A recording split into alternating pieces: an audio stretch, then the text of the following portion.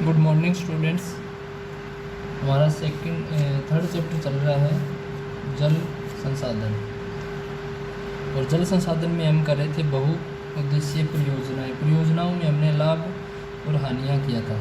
आज का हमारा परियोजना से संबंधित ही टॉपिक है। अब जो बहु उद्देश्यीय परियोजनाएं चलाई जाती है वो बांध बनाकर चलाई जाती है। बांध,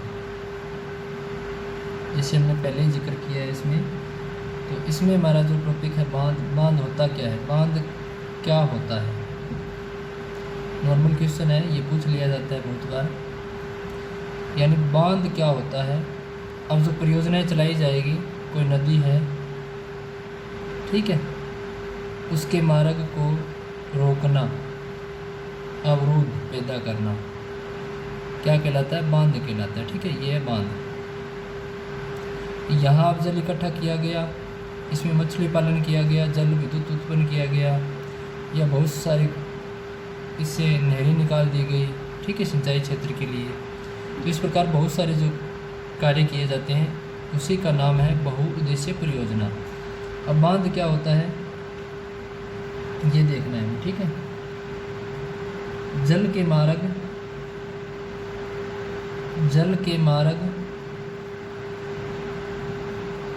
में एक अवरोध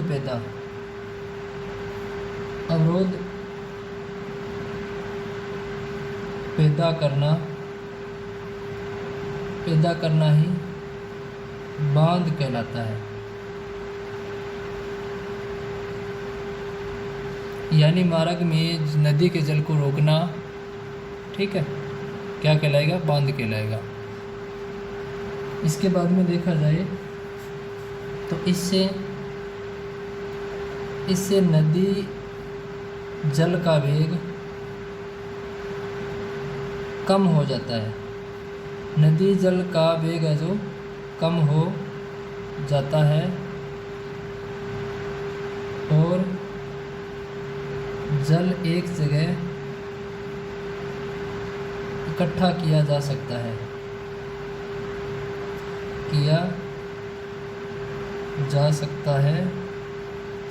वह अन्य कार्य में समय अनुसार प्रयोग किया जाता है।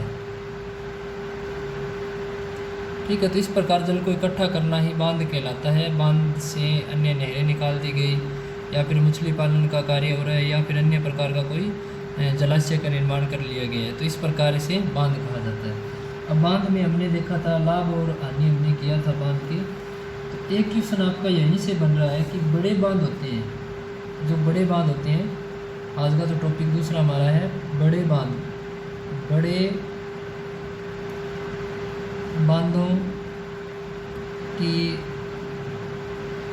कोई चार हानियाँ।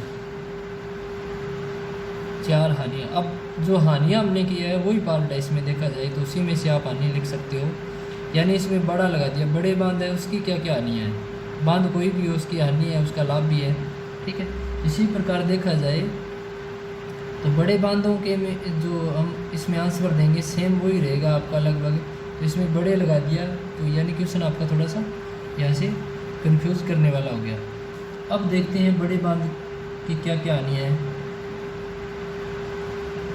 बड़े बांधों के कारण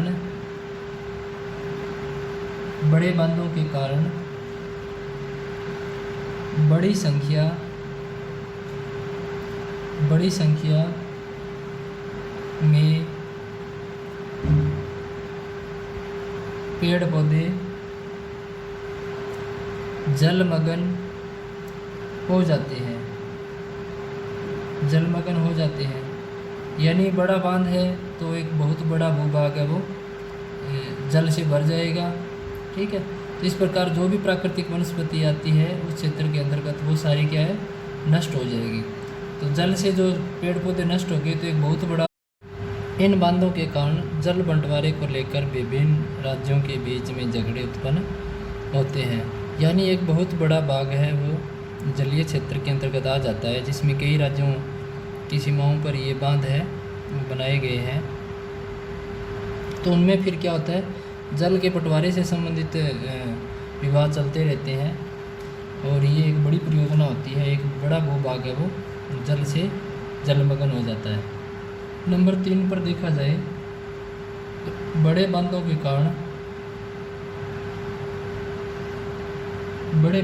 कारण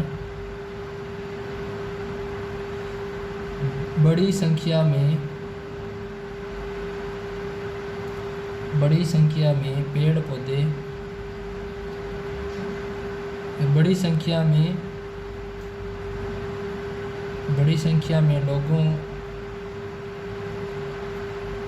लोगों का विस्थापन होता है। विस्थापन का मतलब होता है एक स्थान छोड़कर दूसरे स्थान पर जाना। तो एक बड़ा भूभाग है वो जलमग्न हो रहा है, या सरकार ने बांध बनाने के लिए उस जगह को कवर कर लिया है, तो वहाँ से जो लोग हैं उनको अन्य स्थान पर भेजा जाता है। फिर अन्य स्थान पर उनको पलायन करना पड़ता है, पलायन या विस्थापन कहलाता है। तो एक बहुत बड़ी जनसंख्या है, उसको दूसरी जगह पर शिफ्ट करना पड़ता है। इसके बाद में देखा जाए 4 नंबर, इनसे प्राप्त होने वाली सुविधाओं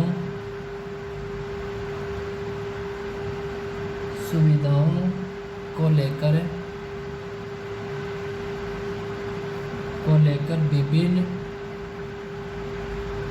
विभिन्न समुदायों का अर्थ है यहाँ पर समाज के विभिन्न वर्ग, समुदायों के बीच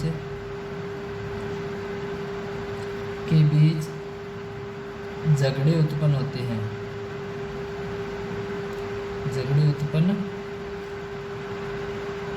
हैं।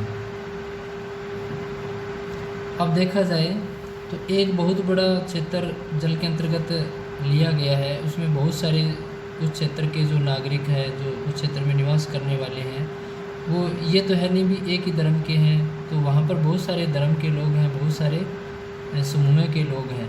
तो फिर क्या होता है, जिनका क्षेत्रगत इनके अंतर्गत दिया गया है, वो इनके बीच में आपस में फिर बहुत सारे धर्मों के लोग होते हैं, बहुत सारे समुदाय या समूह के लोग होते हैं। तो इनका अपना अधिकार जताने की कोशिश करते हैं इन बांधों पर या इन अपने क्षेत्र के अंतर्गत। तो इनके बीच में भी काफ़ी संसाधन से संबंधित या इनसी परियोजनाओं से संबंधित झगड़ा चलता रहता है। तो इस प्रकार देखा जाए तो ये आपके 2 क्वेश्चन, बांध क्या होता है, बड़े बांधों की 4 विशेषताएं। तो आपको राइट और लर्न दोनों ही करने हैं इसमें।